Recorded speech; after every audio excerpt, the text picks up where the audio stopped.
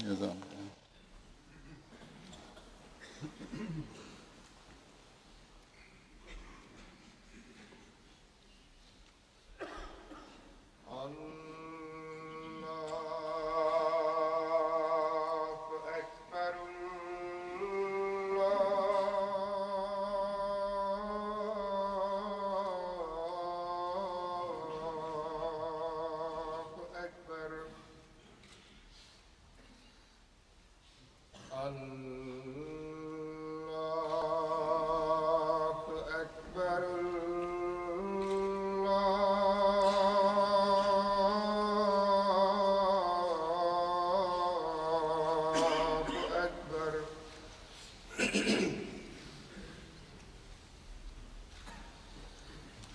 أشهد أن لا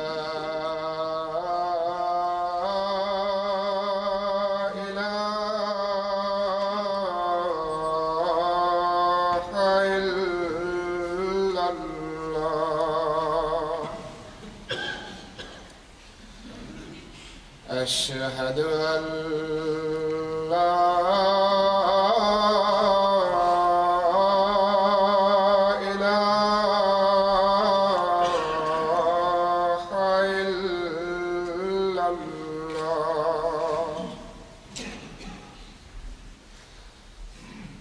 أشهد أن محمدًا رسول الله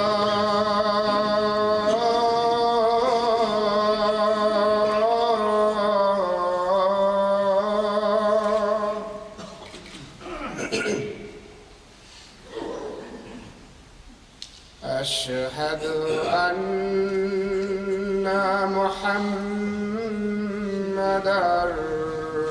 رسول الله حي على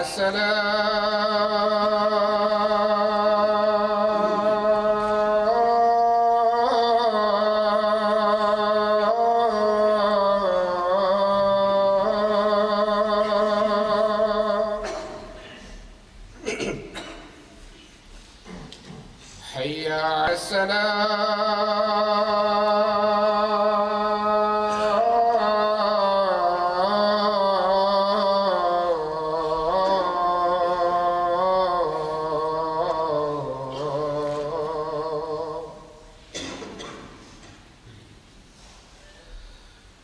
حي على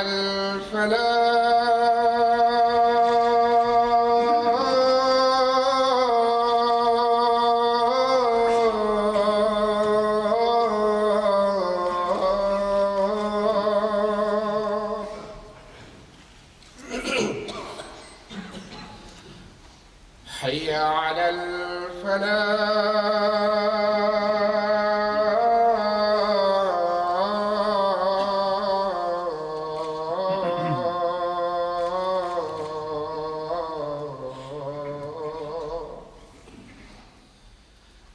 الله أكبر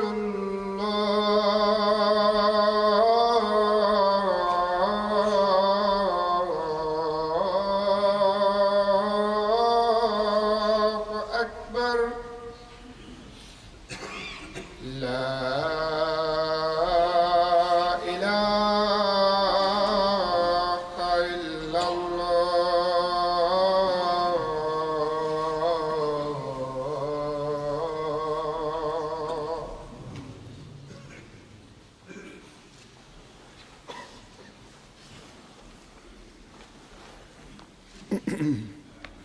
السلام عليكم ورحمة الله.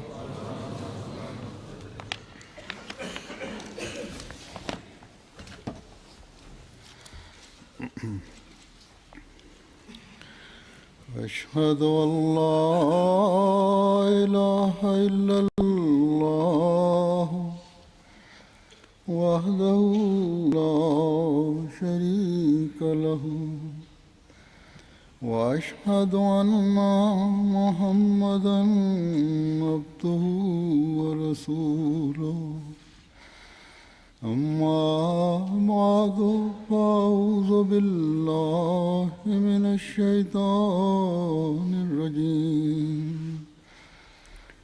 بسم الله الرحمن الرحيم الحمد لله رب العالمين الرحمن الرحيم مالك يوم الدين إياك نعبد وإياك نستعين اهدنا الصراط المستقيم صراط الذين أنعمت عليهم غير المغضوب عليهم ولا الضالين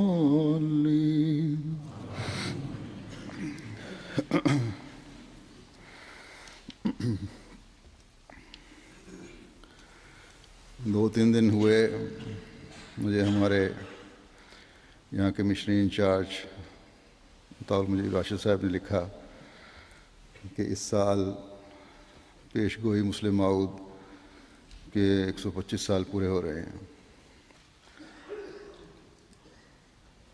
मुझे उनकी ख़त की तर्ज से ये लगा कि वे चाहते हैं कि मैं ये खुतबा इस मौजू पर दूँ, गो के उन्होंने वाज़ेह तौर पर तो नहीं लिखा था। इस मौजू पे हर साल जलसे भी मुनक़िद होते हैं। 2 साल पहले मैं एक खुतबा दे चुका हूँ, गो के एक खुतबे में भी ये मौजू पूरी तरह उसका अहाता नहीं हो सकता। तो पहले तो मैं इस तरफ माइल नहीं था, लेकिन फिर तबीयत इस तरह माइल हुई कि ये एक अजीम पेशगोई है जो कि शख्स की ज़ात से वाबस्ता नहीं है, बल्कि ये पेशगोई इस्लाम की नशत सानिया से तल्क़ रखती है। और इस पेशगोई की असल तो हज़रत सल्लल्लाहु अलैहि वसल्लम की पेशगोई है, इसलिए इसका तज़किरा ज़रूरी है। और फिर इसलिए भी कि गो जहाँ हमारी जमाती तौर पर जहाँ आज़ादी है, जलसे मुनक़िद होते हैं, वहाँ जलसे हो भी जाते हैं। मुख्तलिफ़ मौजू हैं, मुख्तलिफ़ पहलू हैं पेशगोई के, उन पर मुख्तलिफ़ मुक़र्रिरीन बयान करने की कोशिश करते हैं। लेकिन पाकिस्तान में तो जलसों पर पाबंदी वैसे ही है। उनके लिए भी ये मौजू ऐसा है कि नई नस्ल के लिए भी ज़रूरी है। नौजवानों को भी इस बारे में इल्म होना चाहिए, नए आने वालों को भी इल्म होना चाहिए। फिर सिर्फ नए आने वालों को ही नहीं, बल्कि इंसान की तबीयत में जो उतार चढ़ाव रहता है, उसकी वजह से बईद नहीं कि बाज़ बड़ी उम्र के लोग भी इतना ज़्यादा इस मौजू को ना जानते हों, इस पर गौर किया हो, और आज उनकी तबीयत इस तरफ माइल हुई हो। तो बहरहाल इस वजह से ये मौजू कुछ हद तक हो बयान करना ज़रूरी है। बातों को बार बार दोहराए जाने से नए हों या पुराने हों, उनके इल्म और ईमान और इरफान में इजाफ़ा होता है।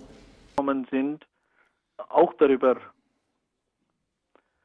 wissen, und dann ist es nicht nur für die notwendig, sondern auch für andere Menschen, denn die Natur der Menschen ist so, dass manche Auf und Abs, Höhen und Tiefen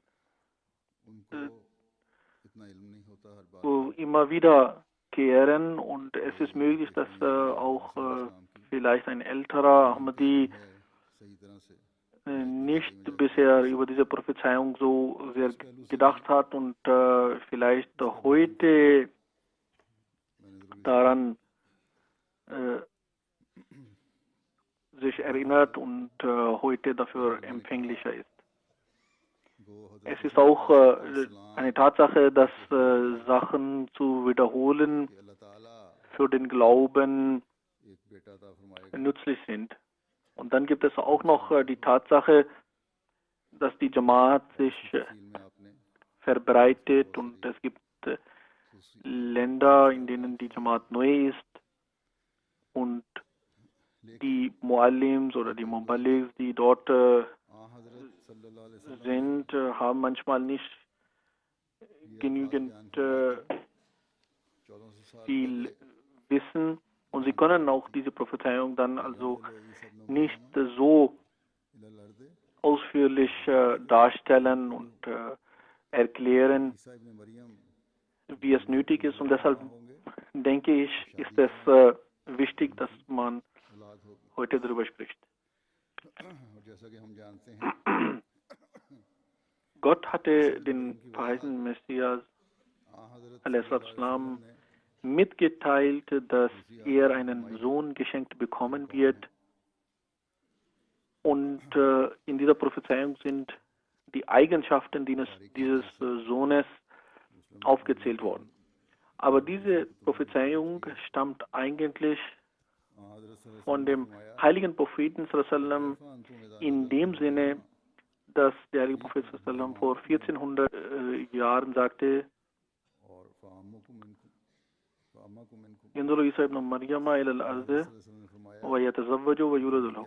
das heißt, Isa ibn Maryam wird auf die Welt kommen und er wird heiraten und er wird auch Nachkommen bekommen.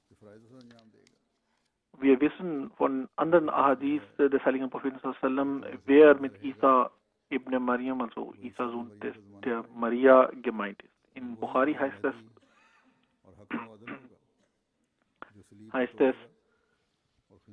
der heilige Prophet sagte, Kaifa antum iza nazala Isa ibn Maryam afikum wa huwa imamukum minkum oder fa'ammakum minkum. Der heilige Prophet sagte, in welchem Zustand werdet ihr sein, wenn Ibn Maryam, der Sohn Marias, gesandt werden wird und er wird von euch euer Imam sein. Oder er sagte, da er von euch sein wird, wird er euer Imam sein. Dann heißt es in einem anderen Hadith, dass jene, die leben werden, werden sehen, dass Isa ibn Maryam kommen wird und er wird Imam Mahdi sein, er wird das Kreuz brechen und Schwein töten. Diese Prophezeiungen, sagt Huzur, sind in der Person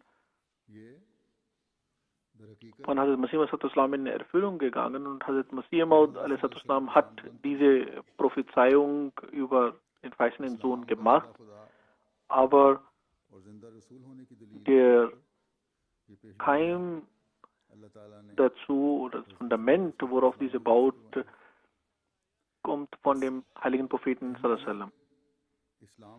Die Prophezeiungen von Hazrat Masih Maud sind nicht dazu da, dass er als eine großartige Person dargestellt wird, sondern die sind alle dazu da, damit die Stellung und der höhere Rang des heiligen Propheten sallallahu sichtbar werden und alle Unterstützung, die Hazrat Masih Maud von Gott erhält, diese Unterstützung in der Tat dazu da, die Stellung des heiligen Propheten sallam zu offenbaren. Und diese Prophezeiungen sind durch Hazrat Masih al-Islam gemacht worden, damit die Wahrheit des Islam und die Lebendigkeit des Islam sichtbar wird. Ahmadiyyat ist nichts außer Islam und es gibt niemanden auf der Erde, der den heiligen Propheten sallam so sehr geliebt hat wie Hazrat Masih al-Islam. Hazrat Masih al-Islam sagt, nun gibt es unter dem Himmelsschirm nur einen Propheten und nur ein Buch, nämlich der heilige Prophet Muhammad sallallahu alaihi wasallam, der der beste und der ausgezeichnetste und der vollkommenste und der Khatamun Nabiyyin und der beste unter den Menschen ist. In seinen Fußstapfen wandeln führt einem zum Gott und die Schleier der Dunkelheit verschwinden. Und der heilige Koran umfasst die Wahrheiten und tiefe Weisheiten von Gott. Und durch die Befolgung dieses Buches wird der Mensch aus Zweifeln und aus der Dunkelheit herausgeführt und erhält Sicherheit und Zuversicht. Wenn Sie irgendeinen Aspekt des Propheten Messias a.s.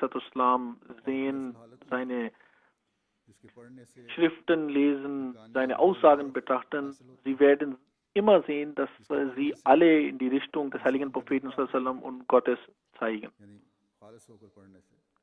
Also Masih al-Islam hat klar gesagt, dass wenn es heute eine lebendige Religion gibt, so ist dies Islam. Wenn es heute einen lebendigen Propheten gibt, der die Menschen zu Gott hinführt, so ist es Hazrat Muhammad Mustafa sallallahu alaihi wasallam.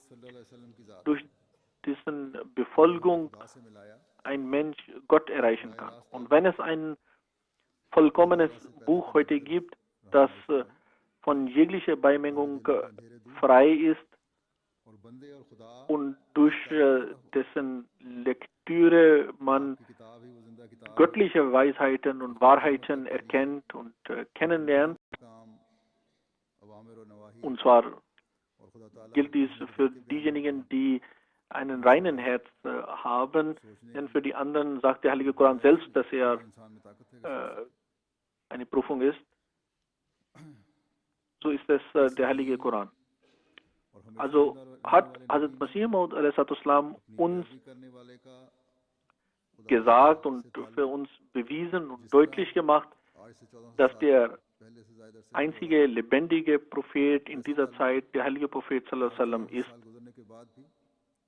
der die Menschen zu Gott hin leitet, damit die Dunkelheit aus den Herzen der Menschen ausgemerzt wird. Und sein Buch enthält alle jene Gebote und Verbote und die Anweisungen, die vollkommen sind und der Mensch dazu nicht in der Lage ist, außerhalb von diesen Anweisungen noch weitere Sachen zu erdenken, zu erfinden. Dieser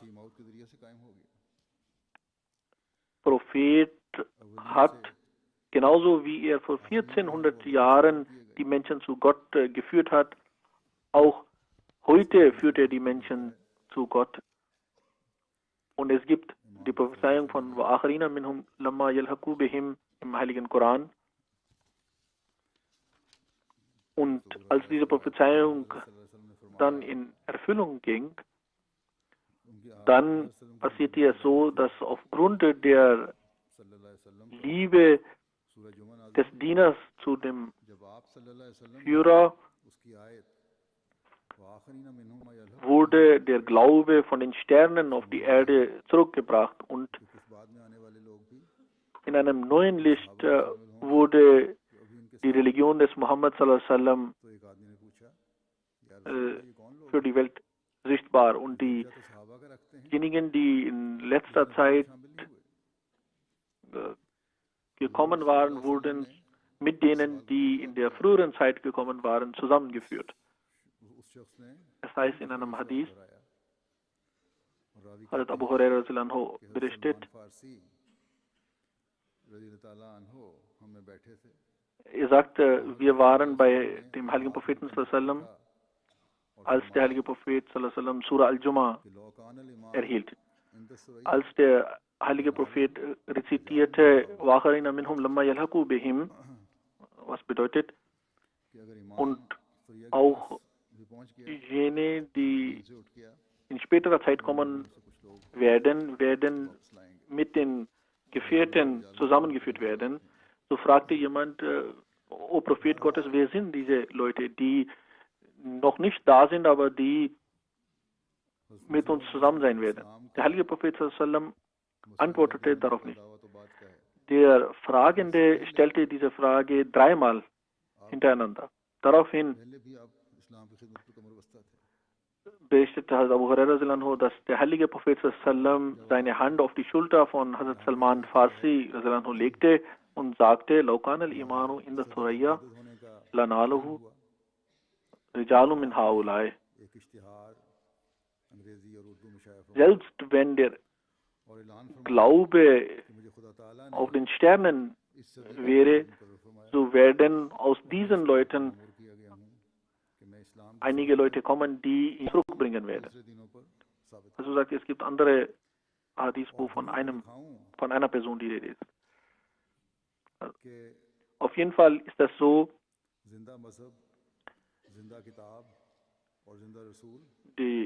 der Anspruch von Hazrat Masih Maud, dass er der Messias und Mahdi ist, stammt aus einer späteren Zeit. Hazur hatte schon vorher mit dem Dienst für den Islam angefangen.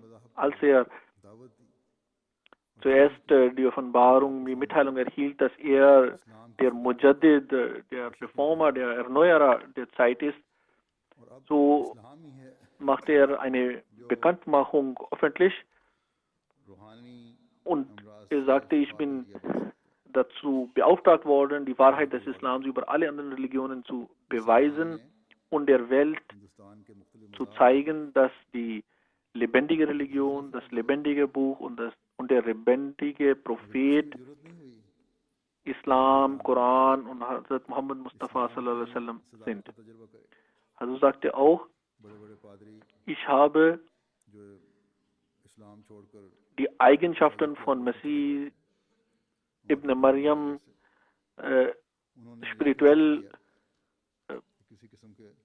gesehen erhalten, und er rief die Gegner des Islam dazu auf, dass sie zu ihm kommen und Beweise für die Wahrheit des Islams und die Zeichen der Wahrheit des Islams von ihm verlangen sollten. Und er sagte, dass nur der Islam heute die Menschen von den spirituellen Krankheiten heilen kann. Daraufhin gab es eine große Aufregung unter den Anhängern verschiedener Religionen, aber niemand fasste Mut, um zu Hazrat Masih Islam zu gehen und die Wahrheit des Islam zu prüfen. Große bekannte Leute wie Ahmaduddin, die vom Islam abgefallen und Christen geworden waren, sie alle kamen nicht zu Masih Islam. Aber der Pater Swift und Hindu Pandit Likram etc. zeigten zwar am Anfang eine gewisse Neigung dazu, aber die späteren Ereignisse bewiesen, dass dies nur oberflächliche Sache war. und sie nicht sich ernsthaft darum bemüht waren. Und die Einzelheiten darüber sind in der Literatur der Jamaat vorhanden und ausreichend erklärt. Auf jeden Fall, diese Bekanntmachung, die Hazrat Masih Islam veröffentlichen ließ, darüber hat Hazrat Masih Islam in Izala Awham selber gesagt, durch die Kraft des Glaubens stand dieser Demutige auf und viele Tausende von Bekanntmachungen ließ sich abdrucken und verschicken an die Ulema und an die Gelehrten von verschiedenen Religionen, bis sich auch diese Bekanntmachungen an die Regierung von Großbritannien und an die Königin von England und den Prinz Bismarck von Deutschland und weiteren Prinzen und Regenten der Welt verschicken ließ. Dies alles wäre ohne die Kraft des Glaubens nicht möglich gewesen. Und dies sage ich nicht, um mich selbst zu lobpreisen, sondern ich möchte diese darstellen, damit diese Tatsache bekannt wird und nicht verstecken bleibt. Auf jeden Fall setzte Hazrat Masih Islam seine Arbeit für die Verbreitung des Islams und seine Bemühungen, die Wahrheit des Islams zu beweisen, fort. Und in dieser Zeit war es so, dass Hazrat Masih Islam den Gedanken fasste, 40 Tage lang Gott insbesondere um Zeichen zu bitten, und Gott teilte ihm mit, dass er dazu nach Hoshiarpur gehen sollte. Daraufhin ging Hazrat Masih Islam nach Hoshiarpur und betete 40 Tage lang insbesondere zu Gott. Und während dieser 40 Tage erhielt er viele frohe Botschaften, und nach dem Ende dieser 40 Tagen veröffentlichte Hazrat Masih Islam wieder eine Bekanntmachung in der Zeitung Riaz Hind, was 1886 als Anhang zu dieser Zeitung gedruckt wurde. Und hierin schrieb Hazrat Masih Islam von den 3 Arten von Prophezeiungen, die in dem Buch abgedruckt werden, ist die erste, die am 20. Februar 1886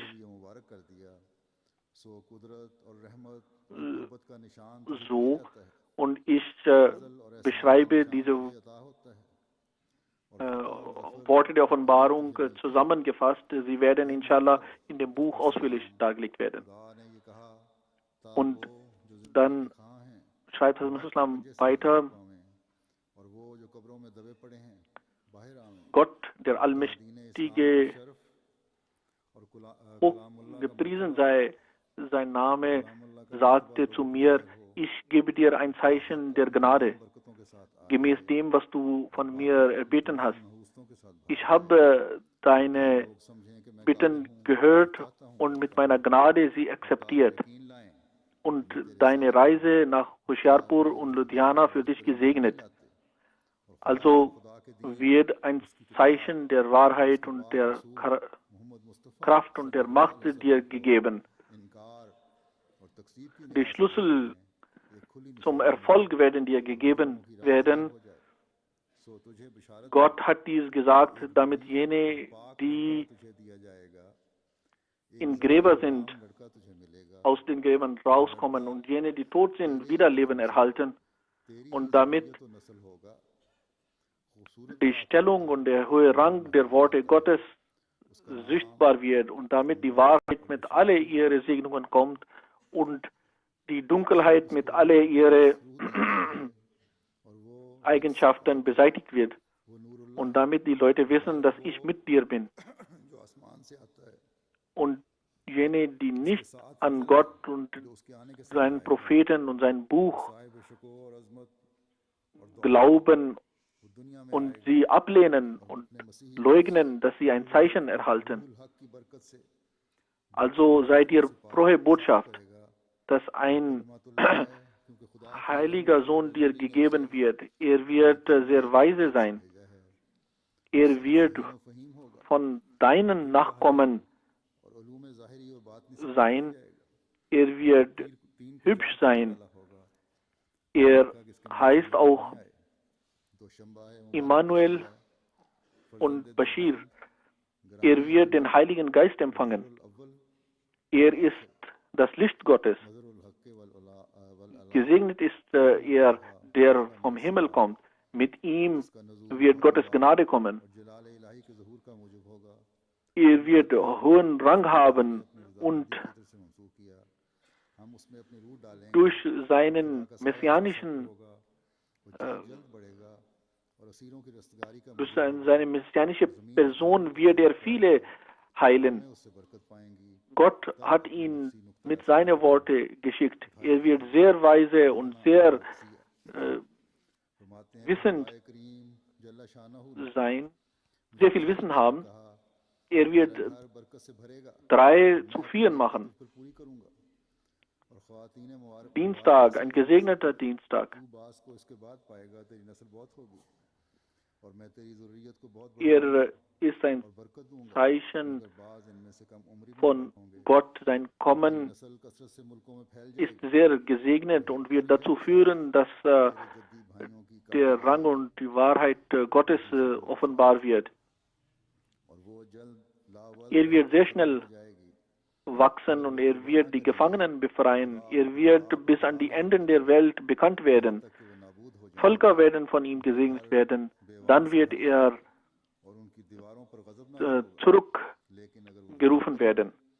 Und dies ist eine beschlossene Sache. Dann sagt das Islam weiter, Gott sagte zu mir, ich werde dich segnen und dein Haus mit Segnungen voll machen. Und jene Frauen, die du sehen wirst, von diesen werde ich dir Nachkommen geben. Und ich werde deine Nachkommen zahlreich in verschiedenen Ländern verbreiten lassen.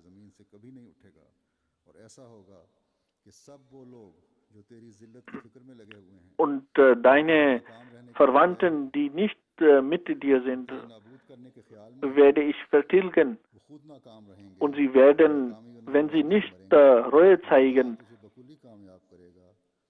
bestraft werden. Falls sie aber Reue zeigen, so wird Gott auch mit Gnade zu ihnen wenden. Gott wird ein verlassenes Haus mit dir segnen und Gott wird deinen Namen bis zu dem Tag, dass diese Welt besteht, mit Ehre in der Welt verbreiten. Ich werde dich zu mir zurückrufen, aber dein Name wird niemals von der Welt vertilgt werden. Und es wird passieren, dass alle jene, die versuchen, dich zu erniedrigen und zu zerstören, sie werden alle erfolglos bleiben. Und sie werden erfolglos sterben. Und Gott wird alle deine Wünsche erfüllen und alle deine Bitten dir gewähren. Und jene, die an dich glauben werden, werde ich segnen. Und in ihren Personen und ihrem Vermögen werde ich sie segnen. Gott wird sie nicht vergessen. Und sie werden gemäß ihrer Verbundenheit und ihrem Glauben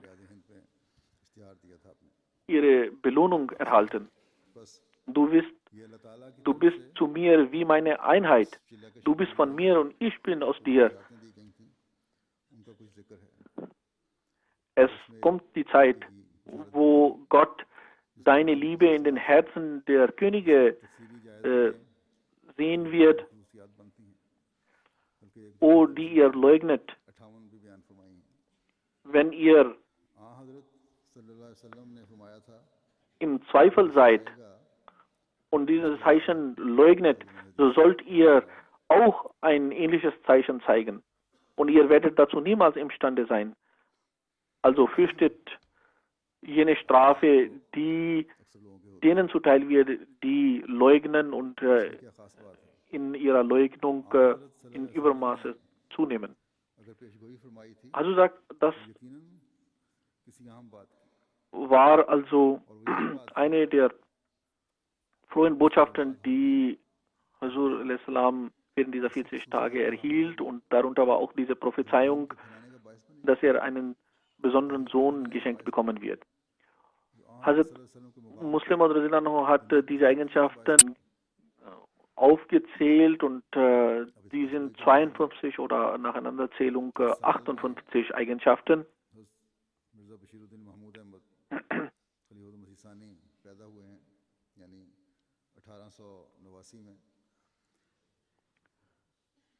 Die Nachkommen ist bei den meisten Menschen, bei vielen Menschen der Fall, dass sie Nachkommen erhalten. Aber als der heilige Prophet sallam dies voraussagte, dass der Messias Nachkommen bekommen wird, so deutet dies auf etwas Besonderes hin.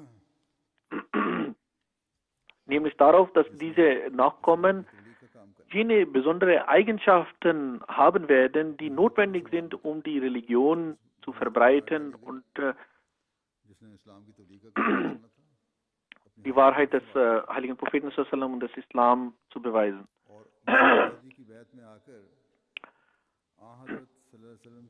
1889 wurde Hazrat Khalifat al-Masih Sani, Hazrat Muslim Maud geboren, und im selben Jahr hat Hazrat Masih al-Islam die Jamaat gegründet und Bayt abgenommen. Und dies mit Erlaubnis Allahs.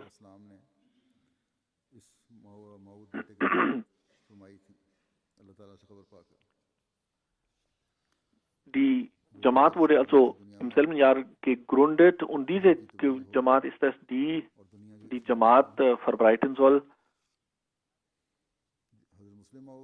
und auch sich selbst reformieren soll. Und durch Bayt von Hazrat Masih a.s. sollte diese Jamaat auch die Prophezeiung des heiligen Propheten sallam erfüllen. Ich kehre nun wieder zu den Zeichen oder zu den Eigenschaften und Zeichen zurück, die Hazrat Masih al-Islam über diesen Sohn bekannt machte.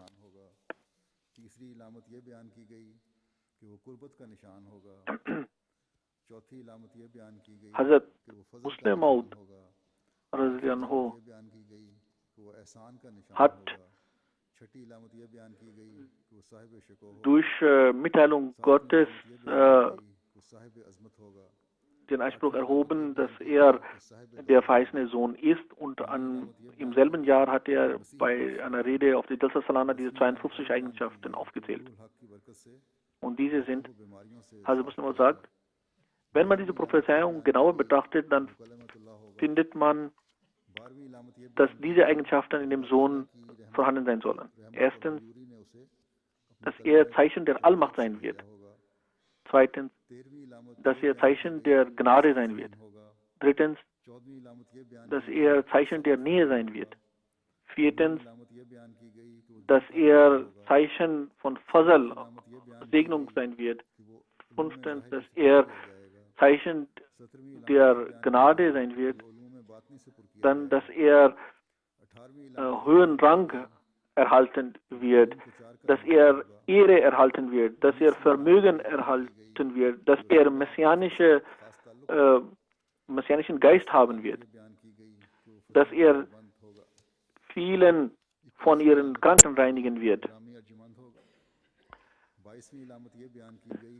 Dass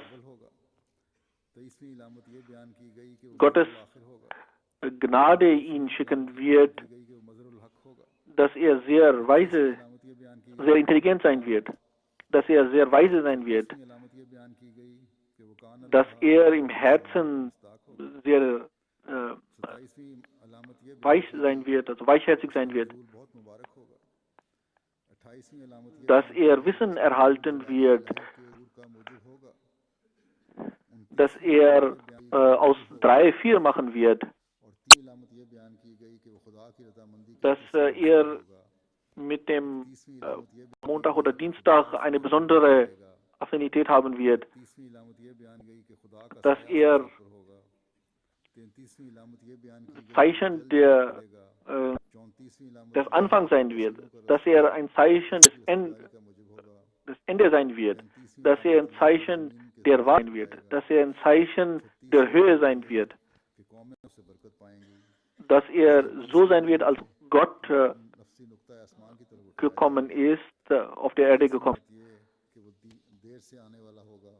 dass sein Kommen sehr gesegnet sein wird, dass sein Kommen zur Verbreitung der Gnade Gottes führen wird,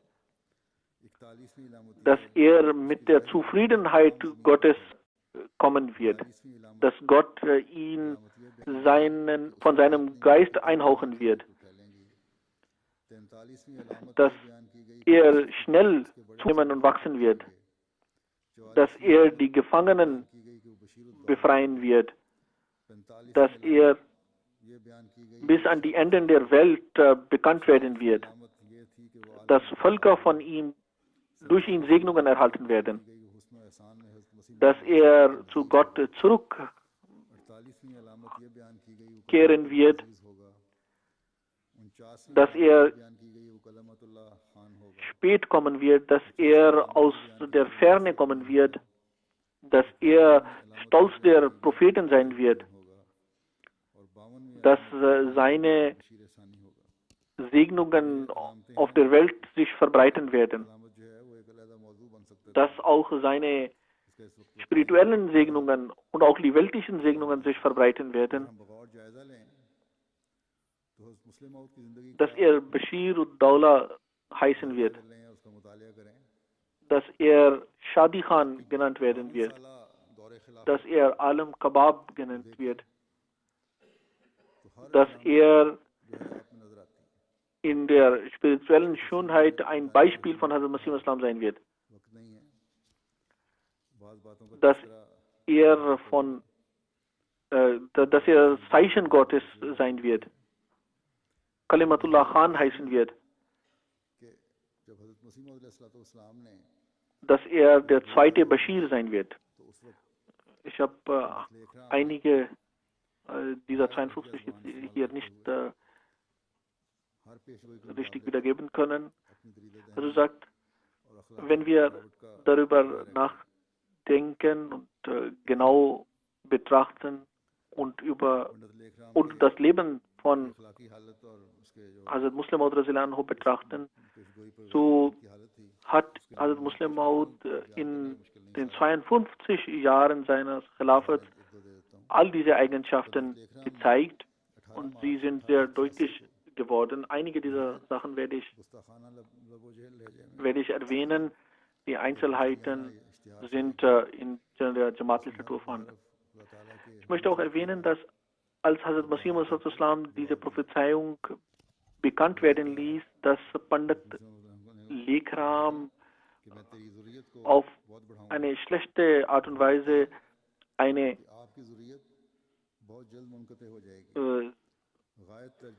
Gegenschrift verfasste,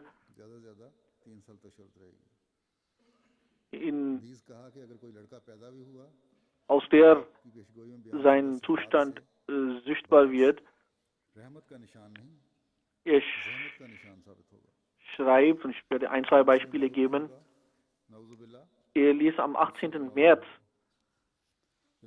eine Bekanntmachung veröffentlichen und sagte darin, dass er gemäß den Worten Gottes seine Schrift veröffentlicht. Und er schreibt, deine Nachkommen werden ganz schnell aussterben. Und dein Name wird nur 3 Jahre lang auf der Welt bleiben.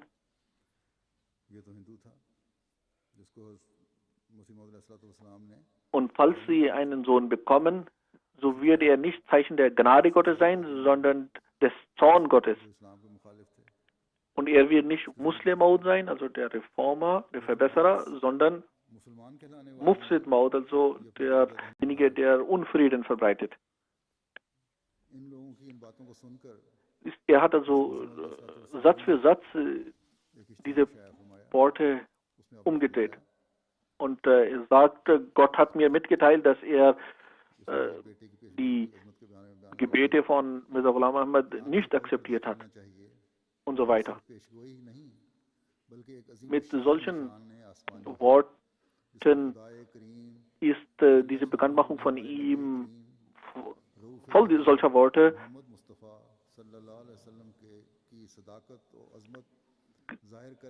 Genauso gab es auch einige christliche Missionare, die gegen den Islam eingestellt waren, die etwas Ähnliches sagten. Aber es gab auch unter den Muslimen einige, die in die Richtung gingen. Hazrat Masih Maud ließ daher, als er dies alles sah und hörte, über den Sohn, man sollte mit offenen Augen sehen, dass dies nicht nur eine Prophezeiung ist, sondern es ist ein großartiges himmlisches Zeichen, dass Gott für unseren Propheten Muhammad Mustafa sallallahu alaihi wasallam zeigen wird, um seine Wahrheit zu beweisen. Und dieses Zeichen ist in der Tat hunderte Male besser und höher und wichtiger als einen Toten lebendig machen. Denn einen Toten zum Leben zu erwecken bedeutet, dass man Gott darum bittet, dass seine Seele ihm zurückgegeben wird und er wieder zum Leben kommt. Aber hier hat Gott die demütigen Bitten, meine demütigen Bitten akzeptiert und versprochen, dass er einen Geist schicken wird, durch den viele Segnungen erhalten werden, und dieser Geist oder diese Seele, die kommen wird, wird viele Eigenschaften besitzen. Und dies ist in der Tat besser als einen Toten zum Leben erwecken, denn es gibt einen großen Unterschied zwischen die Seele eines Toten, die zu ihm zurückkehrt, und diese Seele, die mit diesen Eigenschaften kommen wird. Und es gibt aber viele, die dadurch im Trauer begriffen sind. Also sagt, auf jeden Fall war das eine großartige Prophezeiung, die durch die 52-jährige Khilafat von Hazrat Muslim Maud ihre Wahrheit selbst bewies. Wie Hazrat Muslim Maud die Religion verbreitete, Missionshäuser gründete, Muballighs hinausschickte, wie er die Jamaat in 35 Länder verbreitete, in vielen Sprachen den Heiligen Koran übersetzen ließ, seine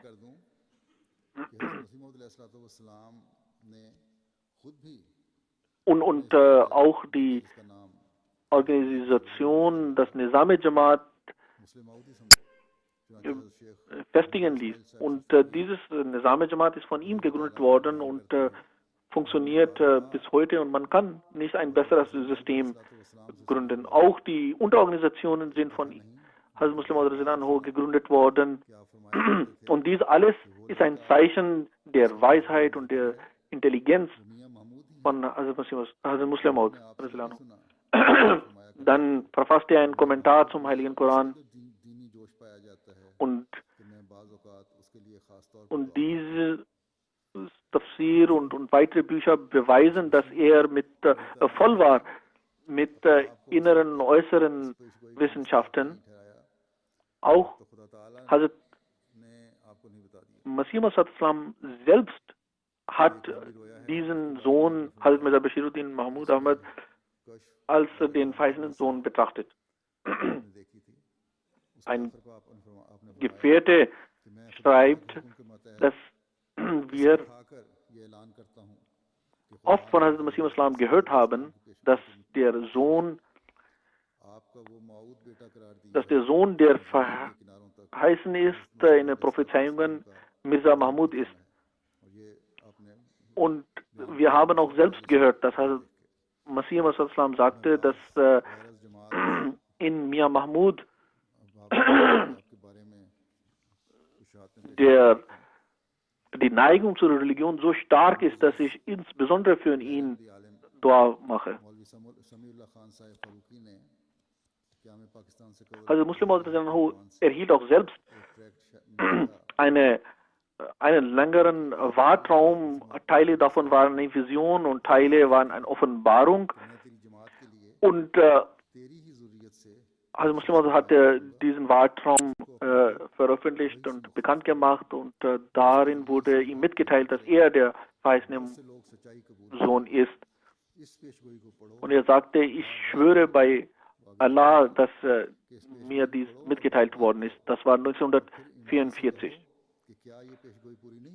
Ich möchte nun die Meinung von einigen Nicht-Ahmadis über Hazrat Muslim Maud vortragen. Ein bekannter Gelehrter, Maulvi Samiullah Khan Sahib Faruqi,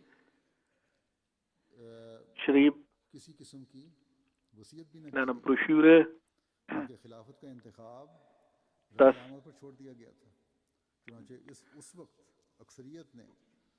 Mirza Sahib die Nachricht erhielt, dass er unter seinen Nachkommen einen Sohn bekommen wird, der die Religion befestigen wird und viele werden die Wahrheit des Islams erkennen und in den Islam hineintreten.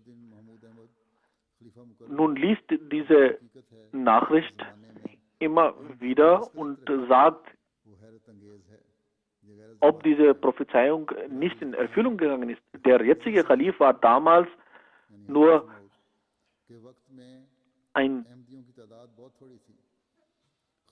Kind, als Mirza Sahib starb und der Mirza Sahib hinterließ keine Anweisung darüber, dass er zum Khalifen werden soll. Und der Khalifa wurde von den Mitgliedern der Gemeinde gewählt und deshalb wurde auch Maulvi Nuruddin Sahib zum Khalifen gewählt.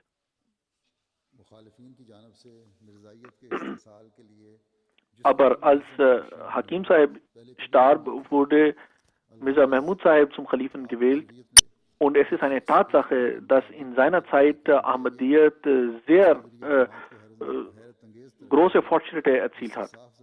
Dann schreibt er weiter, Mirza Sahib, zur Zeit von Mirza Sahib gab es nur wenige Ahmadis. Auch in der Zeit von Khalifa Nuruddin Sahib gab es eine geringe Zahl an Ahmadis.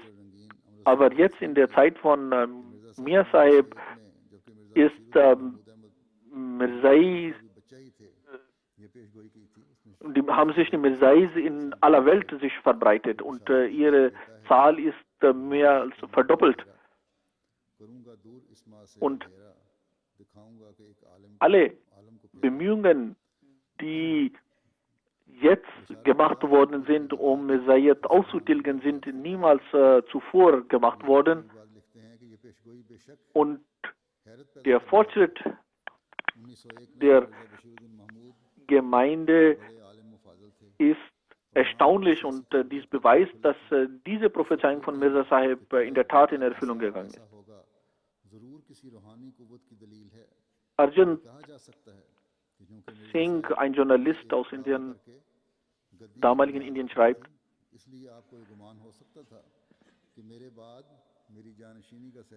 er hatte einige Verse aus dem Gedicht von Hazrat Masih Islam niedergeschrieben und gesagt, als diese Aussagen gemacht wurden, war Mirza Mahmud Sahib noch ein Kind.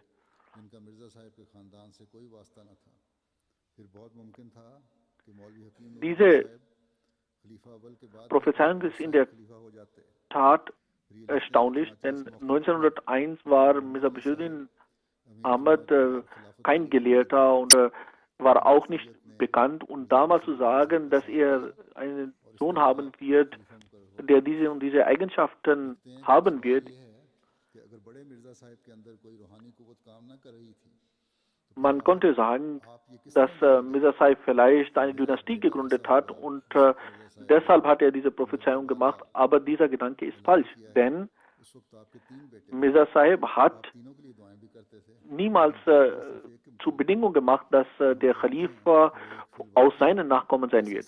Deshalb war der erste Khalifa jemand, der nicht aus seiner Familie kam.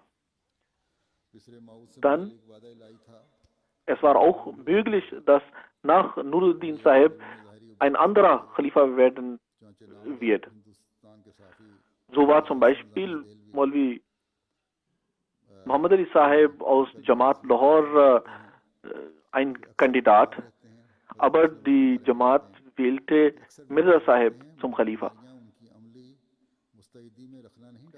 Jetzt ist die Frage, wenn der große Mirza Sahib keine Spiritualität besaß, wie konnte er denn voraussagen? Als er diese Worte niederschrieb, hat er 3 Söhne gehabt, also das Gedicht. Aber er hat insbesondere auf Mir Sahib Bezug genommen und wir sehen heute, dass in der Tat dieser Sohn eine Änderung in der Welt herbeigerufen hat. Khaja Hasan Nizami Sahib, ein muslimischer Journalist, schrieb, dass Mirza Mahmud Sahib oft krank ist, aber dennoch können diese Krankheiten ihn nicht von seiner Arbeit abhalten. Er hat durch seine Arbeit, seine Standfestigkeit und Sichtweise klar unter Beweis gestellt. Er ist auch sehr gut in Debatten und in der Kriegsführung auf intellektueller Art. Dann schreibt ein anderer Journalist, dass also sagt, es gibt auch diese Prophezeiung, dass er die Gefangenen befreien wird. Und auch diese Prophezeiung ist in Erfüllung gegangen, nämlich damals, als in Kaschmir die Muslime aus der Gefangenschaft befreit wurden. Und Hazrat Muslim Maud Radhiyallahu arbeitete sehr für die Muslime von Kaschmir.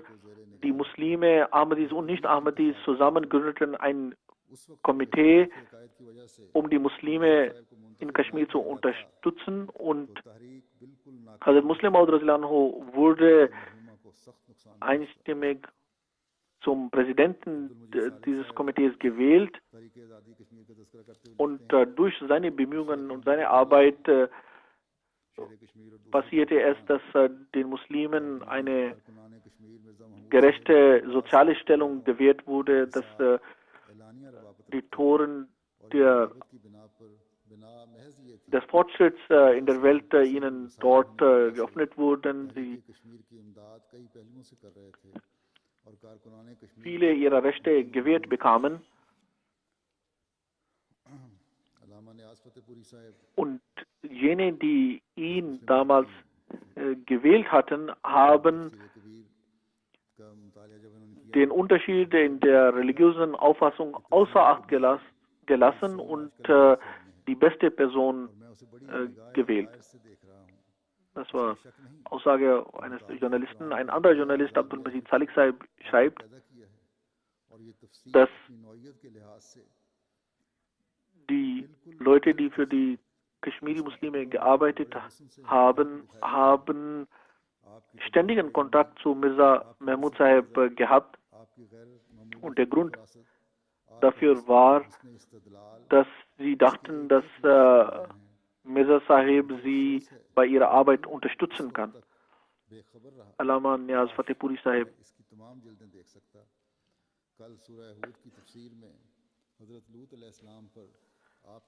ließ Tafsir Kabir von Hazrat Muslim Maud und schrieb dazu in einem Brief: Ich habe Tafsir Kabir vor mir liegen und ich lese es sehr genau und es besteht kein Zweifel darin, dass dies ein neuartiges Tafsir ist und es ist anders als alle früheren Tafsirs. Sie haben mit Vernunft und mit Argumente ihren Standpunkt dargelegt und sie haben eine große Gabe, Argumente zu präsentieren. Und ich bin traurig darüber, dass ich dies von Ihnen nicht wusste. Ich wünschte mir, dass ich den gesamten Tafsir lesen konnte. Ich habe gestern Ihr Tafsir von Surah Al-Hud gelesen. Und als die Stelle kam, wo Hazrat Hud al-Islam kritisiert wird, als ich die Stelle und ihre Lösung dazu las, war ich dazu gezwungen, diesen Brief an Sie zu schreiben. Denn Sie haben eine Lösung präsentiert, die wirklich einem Propheten gerecht wird.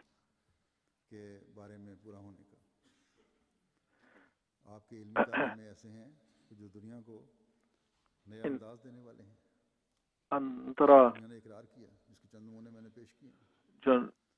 Gelehrter schrieb, dass die Bemühungen, die er für die Verbreitung des Korans gemacht hat, auf intellektueller, wissenschaftlicher Ebene, auf intellektueller und wissenschaftlicher Ebene hat er auch einen sehr hohen Rang beim Erläutern des Korans inne.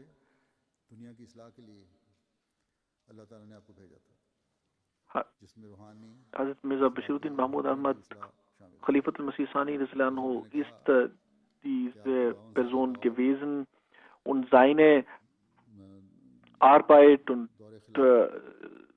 seine Bemühungen zeigen, dass er der verheißene Sohn war und auch die Gegner der Jamaat und Nicht-Ahmadis haben dies akzeptiert und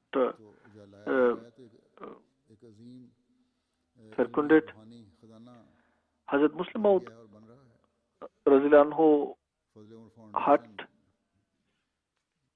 durch seine spirituelle Kraft, durch seine Spiritualität, seine Weisheit, durch sein Wissen, durch sein Organisationstalent dies unter Beweis gestellt und alle Menschen, die mit ihm in Kontakt standen, dadurch beeinflusst und beeindruckt. Und wie ich bereits gesagt habe, die 52 Jahre seines Khilafats beweisen, dass er der verheißene Sohn war. Er hat viele Reden verfasst und diese Reden werden zurzeit verfasst und veröffentlicht. Fazl Umar Foundation, die von Hazrat Khalifatul Masih III. Gegründet wurde nach dem Tod von Hazrat Muslim Maud. Diese Foundation macht diese Arbeit. Sie haben bisher 21 Bände veröffentlicht, darüber hinaus gibt es die Khutabat. Diese Bände heißen Anwarul Ulum. Und jedes dieser 21 Bände ist 600 bis 700 Seiten dick. Auch zu den Leuten in Foundation sage ich, dass sie ihre Arbeit jetzt schnell fortsetzen sollen, damit diese Arbeit zu Ende geführt wird, weil danach kommt die Arbeit der Übersetzung dieser Werke in verschiedenen Sprachen.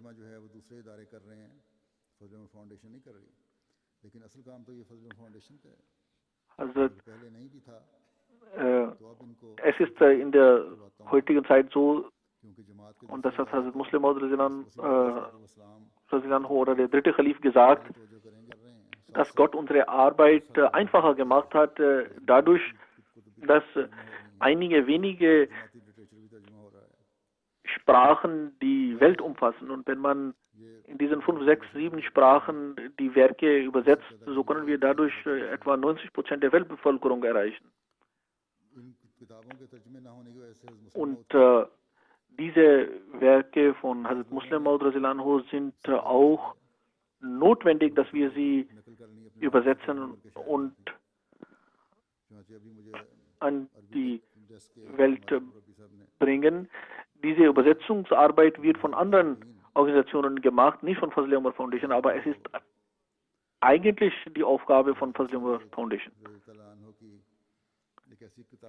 Die anderen Organisationen werden zuerst den Werken von Hazrat Masih Maud ihre Aufmerksamkeit schenken, und das tun sie auch. Also soll auf jeden Fall die Fazl Umar Foundation ihre Arbeit vergrößern, verbreiten und etwas schneller machen. Dadurch, dass diese Bücher von Hazrat Muslim Maud nicht übersetzt sind, haben einige Leute angefangen, Teile daraus zu klauen oder Plagiate zu machen. Und ich habe vor kurzem von arabischen Desk erfahren, dass das Buch von Hazrat Muslim Maud Minhajut Talibin, dass daraus Passagen kopiert worden sind, ins Arabische übersetzt worden sind und ein Buch auf Arabisch veröffentlicht worden ist, unter seinem eigenen Namen, von einem Nicht-Ahmadi. Obwohl, und dies ist ein sehr wichtiges Buch. Also Muslim Maud hatte selbst gesagt, am Anfang dieses Buches, dass dies von ihm, von Gott insbesondere offenbart worden ist, was also die Wurzeln der moralischen Werte sind und wie man sich moralisch, ethisch verhalten kann. Und darüber hat er sehr ausführlich in diesem Buch Minhajut Talibin geäußert. Die Stellung dieser Prophezeiung von Muslim Maud wird erst dann Verbreitung finden und bekannt werden, wenn wir selbst darüber im Klaren sind, es uns bewusst wird. Die Arbeit von Hazrat Masih Maud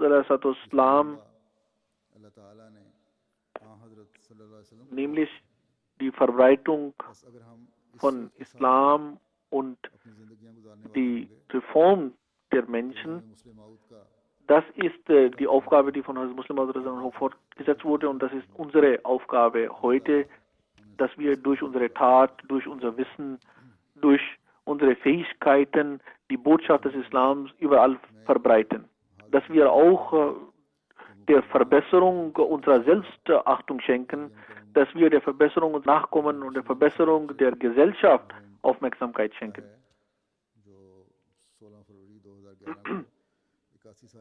Und um diese Botschaft zu verbreiten, aufs Äußerste uns bemühen. Die Quelle dieser Botschaft ist der heilige Prophet sallallahu alaihi wasallam. Das wird dann passieren, wenn wir darüber bewusst sind. Und nur dann werden wir dieser Prophezeiung gerecht werden. Möge Allah uns dazu befähigen. Nach diesem Juma-Gebet gibt es Janaza-Gebet von Kanta Sahiba, die Ehefrau von Bashir Ahmed Archer Sahib. Sie ist im Alter von 81 Jahren am 16. Februar gestorben. Sie war die Enkelin von Khalifa Shiduddin Sahib, Sahabi von Hazrat Muslim Islam, und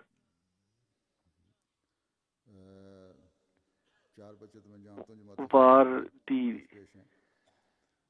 Nichte von Hazrat Nasir, die erste Frau von Hazrat Muslim Maud.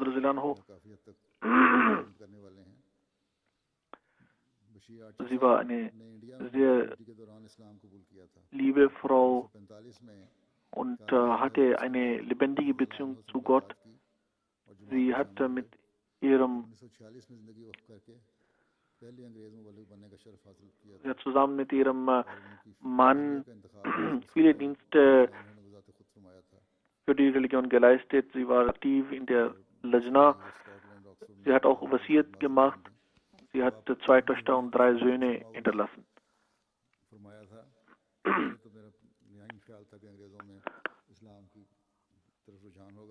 Ich kenne 4 von diesen Nachkommen, die in Jamaat-Arbeit auch sehr aktiv sind.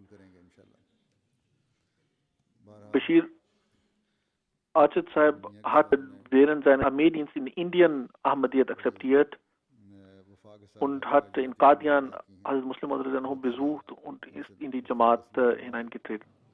Und er war der erste britische Mubaligh.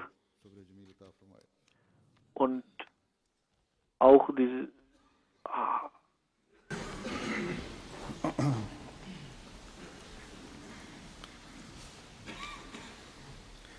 Alhamdulillah, alhamdulillah, nahmaduhu wa nasta'inuhu wa nastaghfiruhu wa nu'minu bihi wa natawakkalu alayhi wa na'udhu billahi min shururi anfusina wa min sayyiati a'malina. من يهده الله فلا مضل له ومن يضلله فلا هادي له ونشهد أن لا إله إلا الله ونشهد أن محمدا عبده ورسوله. عباد الله رحمكم الله إن الله يأمر بالعدل والإحسان وإيتاء ذي القربى وينهى عن الفحشاء والمنكر والبغي يعظكم لعلكم تذكرون. اذكروا الله يذكركم وادعوه يستجب لكم ولذكر الله أكبر. ये जनाजा क्योंकि हाजिर है इसलिए नमाज के बाद मैं बाहर जाऊंगा जनाजा पढ़ाने के लिए। अब आप यहीं सफ़ों में खड़े रहें।